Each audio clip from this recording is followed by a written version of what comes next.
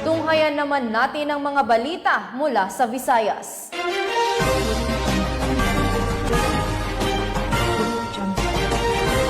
Kumalas na sa kanyang kinabibilangan ang isang miyembro ng Communist Terrorist Group at voluntaryong sumuko sa kapulisan sa Tinibgan, Calape, Bohol.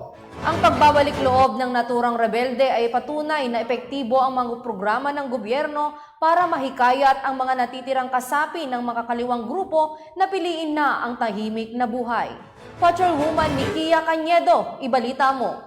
Balik loob ang isang lalaking miyembro ng Communist Terrorist Group sa Tinibgan, Calape, Bohol. Kinilala ni Police Lieutenant Kyle Espedido Villanueva, officer in charge ng 702nd Maneuver Company, Regional Mobile Force Battalion 7, ang sumuko na miyembro ng militya ng bayan na si Ayas Jr., 46 anyos at residente ng Puro 4, Sitio Waog, Barangay Tinibgan, Calape, Bohol. Batay sa ulat ng pulisya bandang alas 3 ng hapon nang ikinasa ng ating mga kapulisan ang operasyon na nagresulta sa pagsuko at pag-turnover ng isang unit ng Colt caliber 45 pistol, isang steel magazine at 3 live caliber 45 ammunitions. Ang kanyang pagbabalik loob sa pamalaan ay resulta ng patuloy na pakikipagnegosasyon ng 702nd Maneuver Company, Technical Support Company, Provincial Intelligence Unit, Bohol Police Provincial Office at Community Integrated Information Support. Samantalang nasabing dating miyembro ng CTG ay pababalikin sa kanyang tirahan habang prinoproseso ang dokumentasyon at pagbibigay ng tulong mula sa Enhanced Comprehensive Local Integration Program ng gobyerno. At about 3 p.m. on May 6, 2024, the operating troops declared the surrender of Alias Jr. Upon his surrender, he reveals to us some pieces of information, his goals, and his collaborations with the late Marlon Omosura's former group in Tinibgan, Calape, Bohol, to contribute to putting an end to the local communist armed group struggle in the province of Bohol. Alias Jr. guaranteed to work with the government side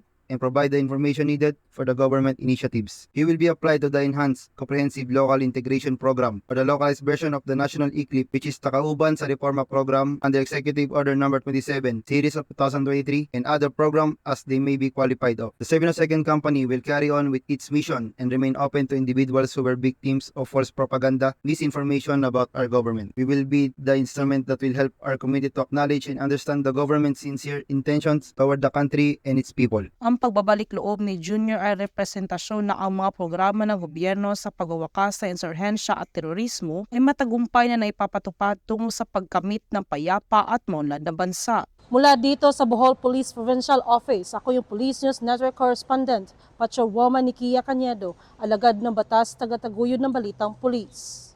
Salamat sa iyo, Patrolwoman Cañedo.